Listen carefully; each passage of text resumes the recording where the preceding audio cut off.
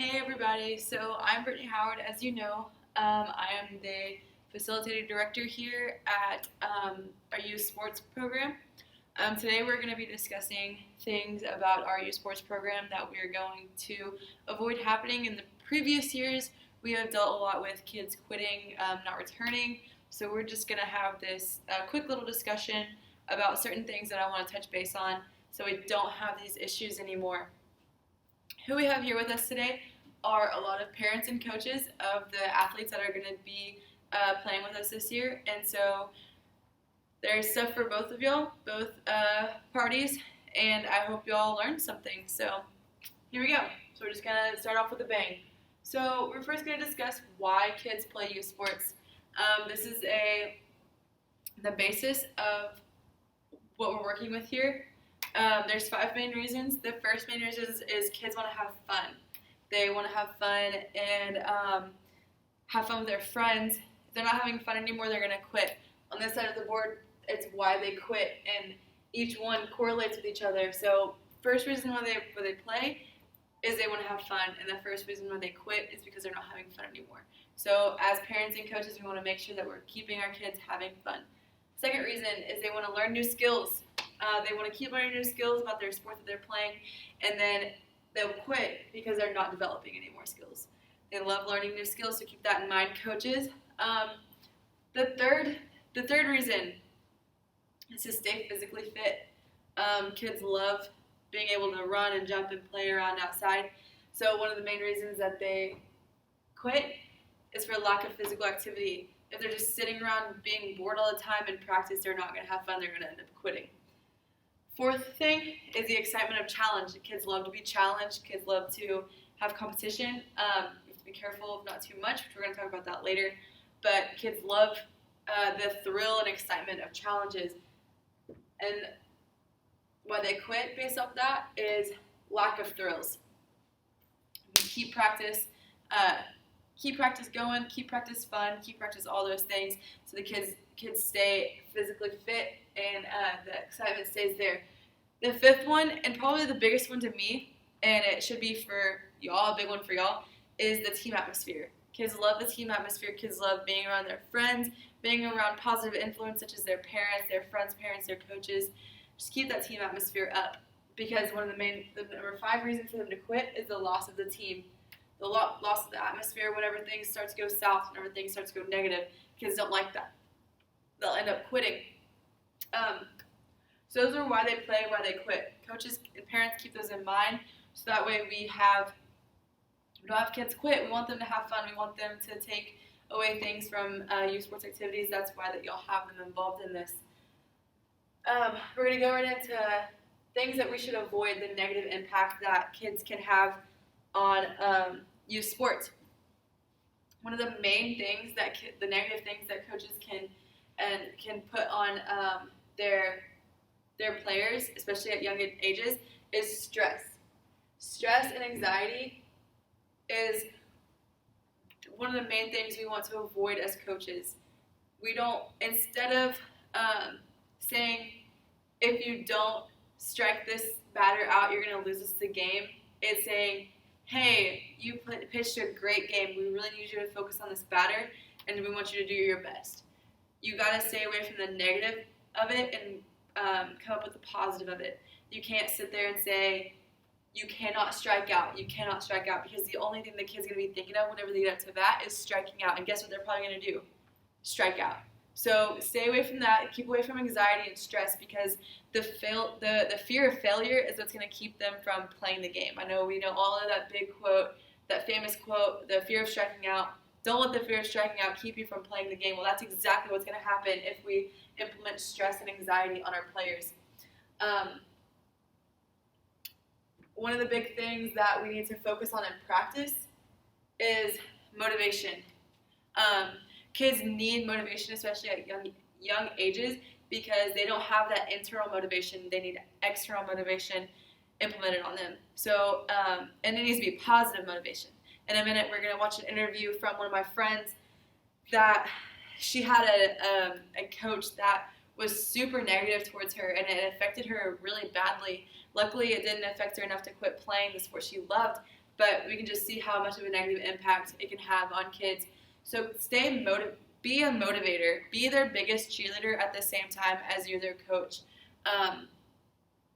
Implement those things in practice. Tell them how good they're doing, because one big thing that I'm going to talk about right now is show kids success early and often. If you're if you're teaching your let's say 8 and 9-year-old baseball team a new drill of hitting a tire at first base, if they don't see success early and often, then they're just gonna get mad and give up. So you need to learn how to change drills up, to show them how they can be better at something. Don't just let them keep failing, because then they're gonna get really mad. So show kids success early and often. That's a big thing, because if you don't show them success early and often, like I said, they're gonna give up. They're gonna feel bad about themselves. They're not gonna feel motivated. So be their motivator. Be their positive influence. Don't be the coach that tells them that they're not gonna be good enough one day. Don't be that coach that tells them that they're not gonna succeed in the sport that they love. So while we're on the topic, here is a video of one of my friends that has had a negative influence from a coach, and yeah, here we go. Hope you enjoy it. Hi, I'm Mykelty Shelton, and I'm a junior at Oakwoo, and I play softball. I had a coach when I was about 13 that had a negative impact on my game, so to speak. She would constantly put me down, and she'd use me as a bad example for throwing for others to look at. She was difficult to talk to, and anytime I had an issue, I would try to tell her, and she would take it personally and try to defend herself, and so it was very difficult just trying to communicate. How that's impacted me throughout the years is I've had a tough time trying to communicate with my other coaches, because I didn't realize that they were all so much more easy to talk to, so I haven't been able to say exactly what I want to new coaches that are actually very nice. And also I have negative self-talk, and I've realized that some of the things I say in my head are the things that she told me when I was younger on the field. Like I still say my throw sucks, when now there's nothing wrong with my throw. Or if I have one bad throw, I'm like, oh my gosh, it's terrible, just because of what she always instilled in my mind. And I've had to break those through lots of mental mantras and talking to other people and trying to just correct my head rather than my playing physically. But I've overcome it, and it's actually made me a stronger player mentally, and I'm able to talk to my coaches now, and I love them dearly. So something that doesn't stick with you for life, but it is really hard to get over. Thanks. So that just shows you how bad a coach can influence someone, and we do not want that, obviously, for our kids. So we're going to stay away from those things. And the way that we can stay away from those things is being positive. So now we're going to go into the coaching aspect. Who should coach? So I know most of these people here, and most of y'all are parents who are volunteer coaches, and that's perfectly fine. We love that because it gives us an easy access to a coach, but we don't want y'all teaching or coaching the wrong things. So we're going to go over some things. So what should be coached? So we're going to say these are ages from 5 through 15. You shouldn't be learning how to turn a double play at second base when you're 5 years old. Know the age that you're coaching and know the capacity of their mind and their talents that they need, that they have. Because, like I said, you can't expect them to do things that they're not able to do. Excuse me. You can't expect them to do things that they're not able to do at their age. So know the age level that you're coaching. Work on fundamentals, especially at young ages. Like, if they don't learn the fundamentals, then they're not going to succeed in later years. Fundamentals is huge. Fundamentals. How should we coach? We should coach, keep everybody active. Like we said over here, the lack of thrills or the lack of physical activity in practice is going to be one of the main reasons that kids stop playing sports. They need to be active in practice. Don't let 10 kids sit on the sideline while another 10 kids are practicing. Everybody needs to be involved the entire time. We need to focus on the basics. So every practice, I handed y'all those sheets, those lesson plans.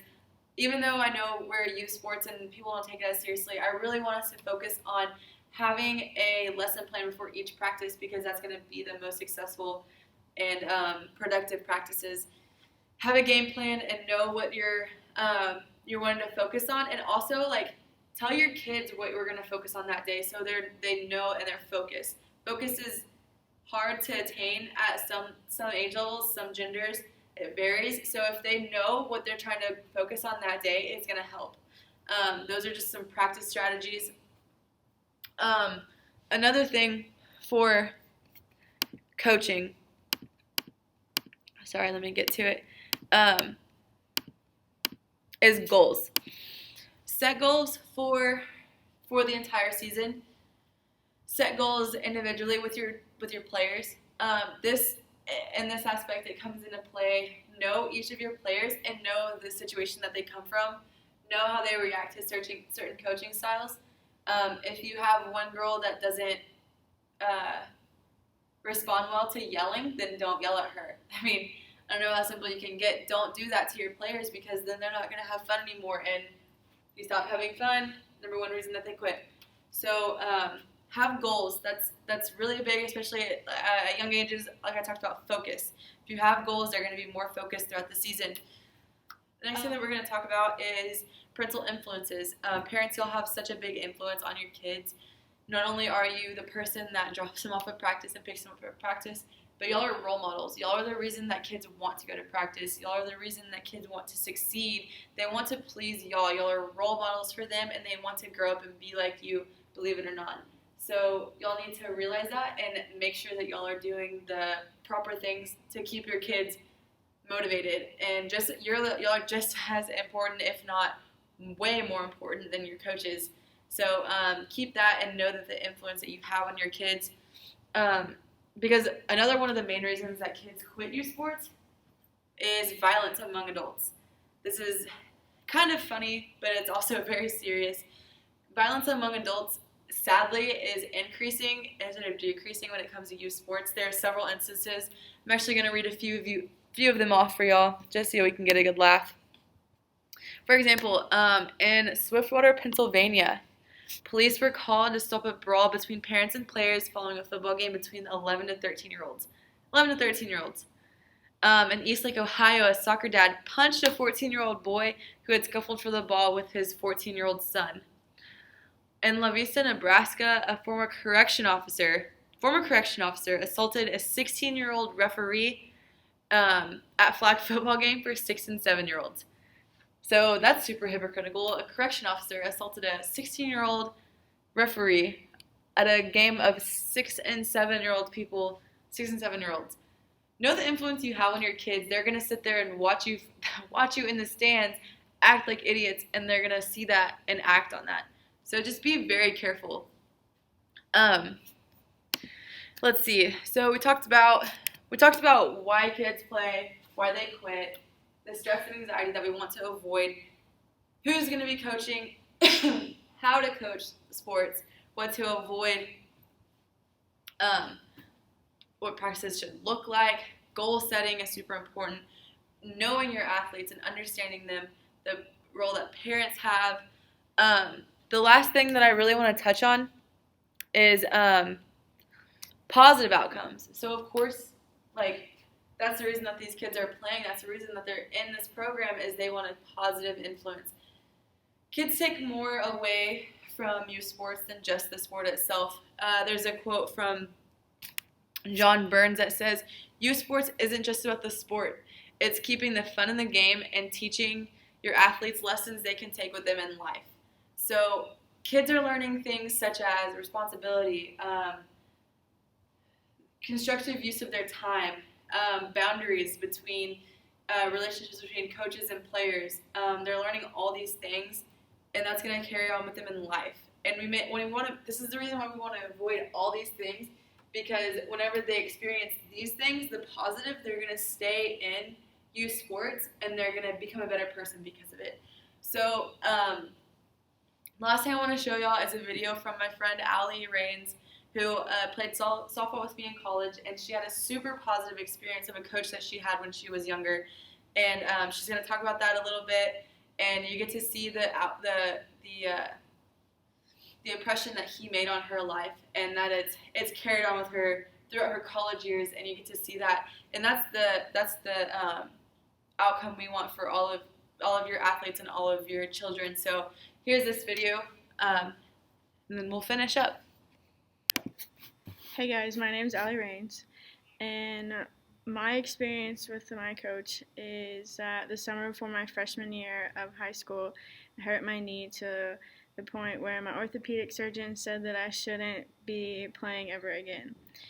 And everyone told me to give up. Like, nobody had faith in me or anything. But he believed in me, and he was patient to meet with me like 3 times a week and help me get my swing back, even though like my knee wouldn't cooperate at all. He basically taught me how to swing and like gave me the confidence to be the player that I am today. Through every slump that I went through growing up, he stuck by my side through it all. Through high school select, the recruiting process, everything. And he would always be a phone call away. Like, I'm from Texas, so whenever I went to school in Kansas my first 2 years, he would be by the phone whenever I called after every game, and he would listen. He would always tell me, relax, young grasshopper, like, use it as a learning experience. And his faith in God was unbelievable. There was a flagpole by our hitting cages, and we would meet there every time I hit a ball mentally or physically, or I thought I just couldn't do it, and we would pray and talk about trusting in the process. And whenever I did extremely good, we would meet there and we would praise it. Like, we would just talk about it again. He talked to me about my approach, and one thing that after every game, he'd ask me what I thought I could do better and what I thought I did extremely well on. And he just wanted me to use it like as a learning experience. And especially my first few weeks here at Oakwood, trying to adjust to a new team and everything, he was there when a phone call. And then at the end of September, he recently passed away. But I just wanted to say, like, that's the best positive experience I've ever had with a coach. So, yeah.